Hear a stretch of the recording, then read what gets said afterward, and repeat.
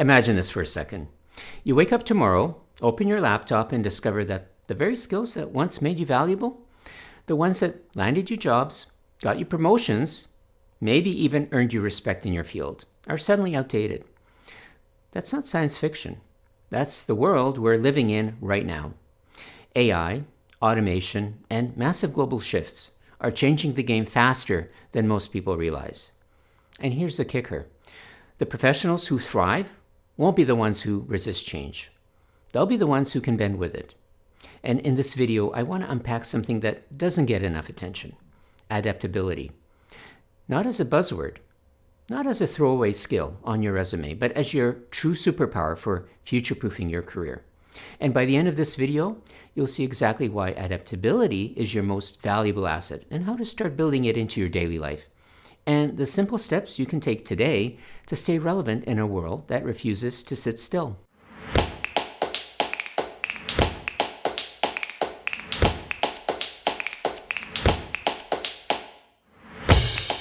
If you're new here, welcome to the channel.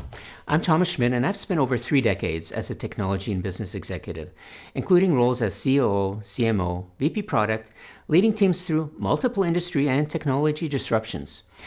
Now as a consultant, I work with organizations to optimize how they manage technology, streamline operations, and sharpen both marketing and product strategies. But I also help mid-career professionals reinvent their career for what's coming next. And that's why I make these videos, to give you practical insights that help you stay relevant, competitive, and excited about your future. So let's dive into it. Section 1, the Great Reset, why stability is a myth. So here's the first truth we need to face. Stability in your career is, quite frankly, a myth. For decades, we were sold on the idea that if you studied hard, picked the right profession, and put in the work, you'd be set for life. But that was the promise. And 2025 and beyond, well, that's not how the world works. Think about what's changed in the past 5 years. Retail has been completely disrupted. We've watched giant chains, names like Sears, Toys R Us, Bed Bath & Beyond, all disappear.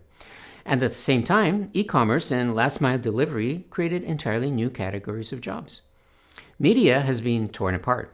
Entire newsrooms have collapsed. Yet independent creators on YouTube, TikTok, and Substack are thriving. Some building multi-million-dollar platforms without ever having worked for traditional outlets. And of course, then there's AI. Tools like ChatGPT, Midjourney, and countless automation platforms have already reshaped law, marketing, coding, design, even medical research. And that's just in the last 5 years. So let me ask you, if entire industries can flip upside down in less than a decade, what does that mean for your skills, for your career path, and for the so-called stability you've been banking on? Well, here's the uncomfortable truth. Every skill has an expiration date. The question isn't if your role will change, it's when. But here's the good news. So when you stop chasing stability and start embracing adaptability, the whole game changes. So instead of fearing disruption, you need to start seeing it as an opportunity. Section 2, your inner chameleon, understanding adaptability. Now, when I say adaptability, I don't just mean rolling with the punches or updating your resume every few years. It goes much deeper than that. True adaptability has 3 layers. Cognitive flexibility. That's the ability to see things from multiple perspectives, to change how you look at a problem when the old way doesn't work. Emotional intelligence. Being aware of your own reactions and tuning into others' emotions when change is stressful. Proactive learning. Seeking out new knowledge before you're forced to. So let me give you an example. I knew a journalist who 10 years ago was covering politics for a major newspaper. Then came the budget cuts. Her role was gone overnight. But instead of clinging to a dying industry, she pivoted. She started learning data visualization and analytics. And she took those old storytelling skills and applied them to data dashboards. And today she's a senior strategist at a global consultancy. That's adaptability. Or think about teachers during the pandemic. Practically overnight, they had to transform their classrooms into Zoom calls. Was it uncomfortable? Absolutely. But many of them leaned into the tech. They experimented. They figured out how to make learning work online. And those teachers, well, they came out with a whole new set of career options, from edtech to instructional design. And here's what I want you to remember. Adaptability isn't about ignoring fear. Everyone feels fear when change comes. Adaptability is about reframing that fear. It's choosing to see change not as a threat, but as an invitation to grow. And when you see yourself as a chameleon, able to shift, adjust, and thrive in new environments, well, then you realize your value isn't tied to any one skill or job title, and it's tied to your ability to evolve. Section 3, the skill stacking blueprint. Always be learning. Okay, let's get practical. How do you actually build adaptability? Well, it comes down to one mindset. Always be learning. There's a concept I love called T-shaped skills. So imagine the letter T. The vertical bar represents your deep expertise, the one thing you know better than most people. And the horizontal bar represents a broad set of supporting skills, things that make you more versatile, things that connect your expertise to other fields. So let me give you a concrete example. Say your deep expertise is finance. That's the vertical bar. But what if you add skills like data analytics, presentation design, and leadership across the horizontal bar? Well, suddenly you're not just a finance person. You're a financial storyteller, a data-savvy leader, a strategic thinker. That's the magic of skill stacking. And the best part, you don't need a $50,000 master's degree to do this. Right now, there's endless free or low-cost resources available online. Coursera, edX, Udemy, for structured learning, and LinkedIn Learning and Google Micro-Credentials. Even industry reports and white papers. Seriously, some of the best insights are in free PDFs published by consulting firms. And here's the trick. Don't just build depth. You need to build breadth. So if you're in marketing, pick up consumer psychology. If you're in healthcare, learn data privacy. If you're in project management, add some design thinking. Because when industries shift, and they will, you won't be locked into one rigid role. You'll have multiple doors you can walk through. Section 4, navigating the unknown, mindset and resilience. Now, let's be real. It's easy to say embrace adaptability when life is smooth. But what about when things get tough? When you actually lose your job, or when your role is restructured, or when the industry you love starts shrinking? This is where mindset shift comes in. Adaptability isn't just about skills, it's about resilience, the willingness to keep moving forward even when the road feels uncertain. Now, I'll give you 2 quick stories. The first is a sales manager who was laid off after a company automated its process. And instead of spiraling, she decided to treat it like a project. She gave herself 3 months to retrain.